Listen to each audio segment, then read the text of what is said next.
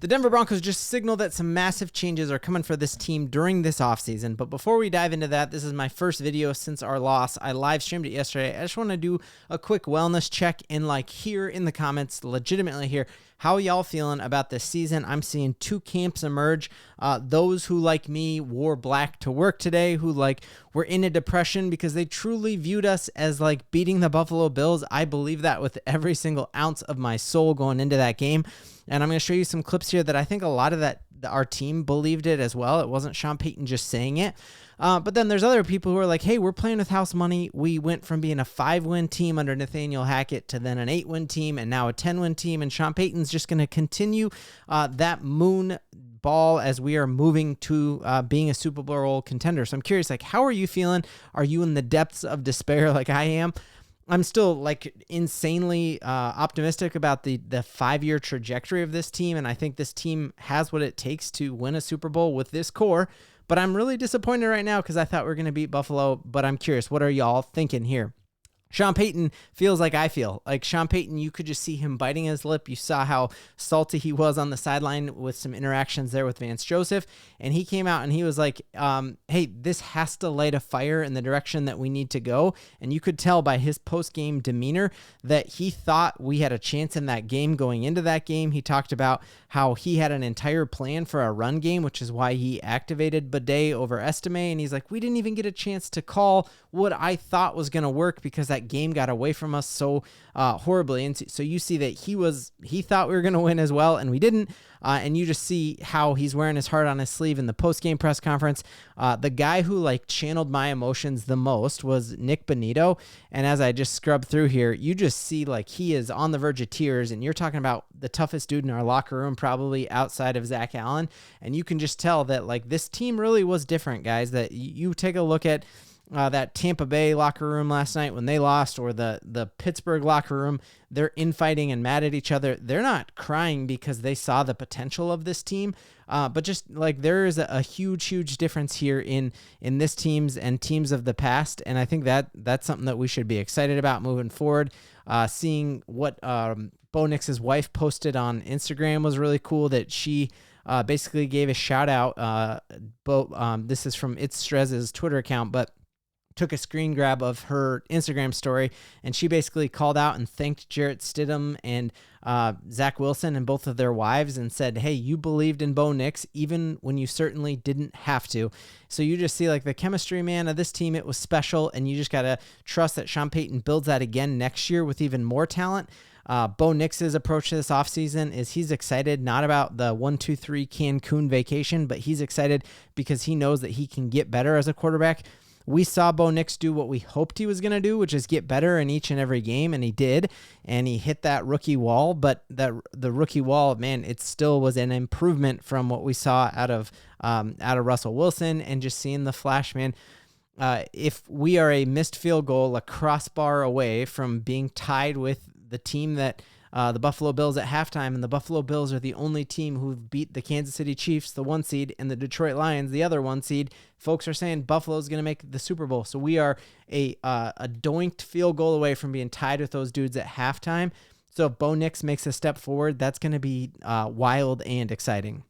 So Mike Kliss has an incredible article here where he really talks about the team and our trajectory moving forward. So he identifies the Broncos making major moves at a couple positions. Tight end, I think that is a huge position that we need to have an upgrade at. There were a couple times yesterday where Bo Nix, one of his scrambles that he got 1 yard.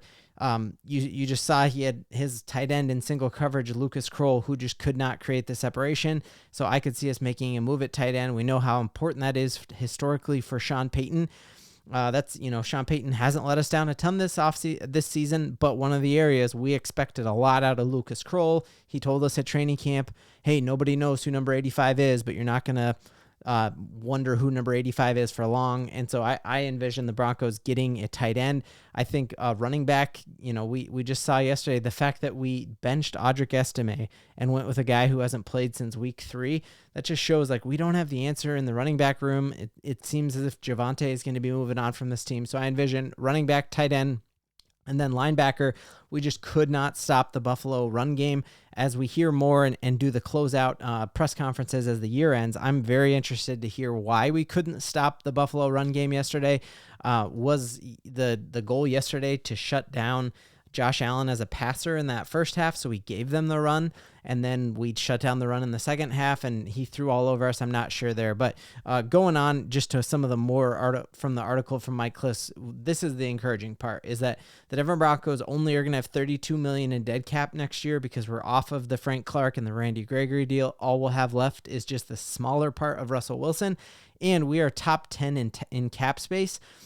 Which is great, a great place to be in, because we showed we're already a playoff team. Denver is building a beautiful new practice facility. You're linked in with the richest owner in sports. You have a winning coach and quarterback combination. And so if you're T. Higgins and you're deciding between, going someplace like the Jets or the Raiders or something like that, or coming and joining Bo Nix and this world-class coaching staff in the best place in the country to live, like that's a really encouraging thing there. And that it's looking there. I've heard conflicting reports if the Broncos have the 19th overall pick or the 20th pick, but we are in very, very good position there to be drafting. We have all of our picks. We're off of the picks we gave up for Sean, the picks that we gave up for for Russell Wilson, and that's great. And we're going to be getting compensatory picks because Javonte is probably going to sign another deal, and when he does that, that helps us.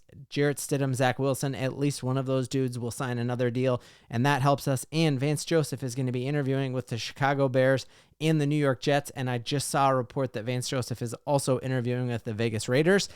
And if that happens, the Denver Broncos will get 2 third-round draft picks. We've just seen George Paton absolutely crushed the draft, and so you got to be very, very excited about it. And even talking through this is fantastic. This is why we are here and in this together, because even talking about it, I'm like, my spirits are coming up because, dude, we made the playoffs and we're almost tied with the Bills at halftime, and we are just going to keep getting better.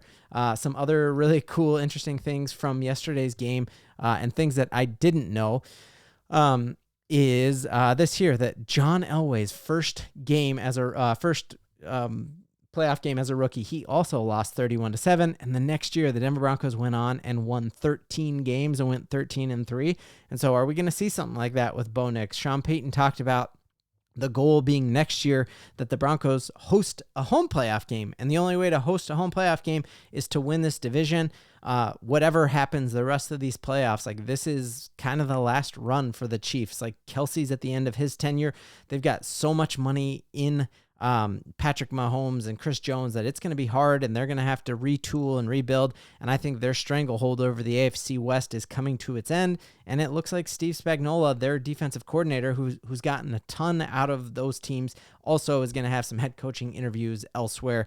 And so perhaps they could lose him. So I'm very, very bullish on the future of this Denver Broncos team. And I'm seeing changes afoot in that we're going to go get a tight end or a running back or inside linebacker. And I could see a world where Vance Joseph moves on, and we're talking about how are we going to fill that? Is that why we ended up bringing Jim Leonard in? But let me know in the comments how y'all feeling.